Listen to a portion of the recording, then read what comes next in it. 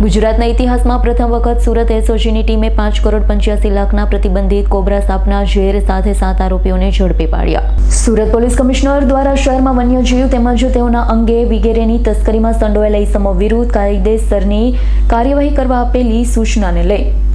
એસઓજીના DCP નકુમના માર્ગદર્શન હેઠળ PI ચૌધરીની team PSI RM સોલંકીના માર્ગદર્શન હેઠળ પેટ્રોલિંગમાં હતી। ગુજરાતના ઇતિહાસમાં પ્રથમ વખત સુરતના સરથાણા ચકાતનાકા સહજાનંદ હબ ગઢપુર રોડ નવજીવન સર્કલ પાસે ફર્સ્ટ ફ્લોટની દુકાનમાં દરોડા પાડી ત્યાંથી મનસુખ અંબાધીનિયા, ચીમન છગન ભુવા, સમીર જયંતિ પંચાલ, પ્રવીણ શાહ, કેતન શાહ, મરકંદ કુલકર્ણી, પ્રશાંત સાને ઝડપી પાડી પોલીસ આરોપી પાસેથી 6.5 મિલી એટલે કે 5 કરોડ 85 લાખ રૂપિયાનું પ્રતિબંધિત કોબરા સાપનું ઝેર એટલે કે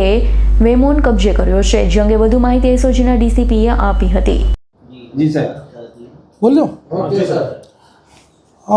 ગુજરાતના ઇતિહાસમાં સૌપ્રથમ વાર 5 કરોડ 85 લાખની કિંમતનું પ્રતિબંધિત કોબરા સાપનું ઝેર એટલે કે વેનમ એની સાથે 7 ઈસમોને જે છે એ એસઓજીની ટીમે ઝડપી પાડ્યા છે અને એની જાણવાજોગ દાખલ કરી છે અને ફોરેસ્ટ વિભાગ આની અંદર જોડાયું છે અને આ વેનમ જે છે એ લેબના ટેસ્ટને અંતે સાબિત થશે તો ત્યારબાદ જે છે ફોરેસ્ટ વન અધિનિયમ સંરક્ષણ અધિનિયમ મુજબ ગુનો દાખલ કરી અને આગળની કાર્યવાહી કરવામાં આવશે। કેટલા સમયથી વેચાણ કરેલા શું હકીકત એવી છે કે જે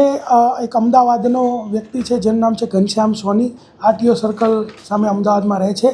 અને તેણે જે છે એ બરોડાના પ્રશાંત અને મકરંદ આ બંને જે વ્યક્તિ છે એને આ વેચવા માટે આપેલું અને પછી બરોડાના 4 વ્યક્તિઓ સુરતનો જે મેરેજ બ્યુરો ચલાવે છે જેનું નામ છે મનસુખભાઈ અંબાભાઈ દિનૈયા અને એને ત્યાં આ લોકો વેચવા માટે આવેલા અને 9 કરોડમાં જે છે એ ડીલ પાકી થયેલી અને એ વેચવા માટેનો પ્રયત્ન કરતા હતા। એ દરમિયાન જ તે એસઓજીની ટીમે આ 7 આરોપીઓને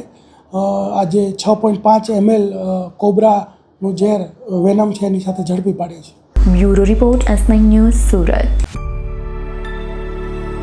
અમારી તમામ માહિતીથી અપડેટ રહેવા માટે જોડાયેલા રહો S9 ન્યૂઝ સાથે।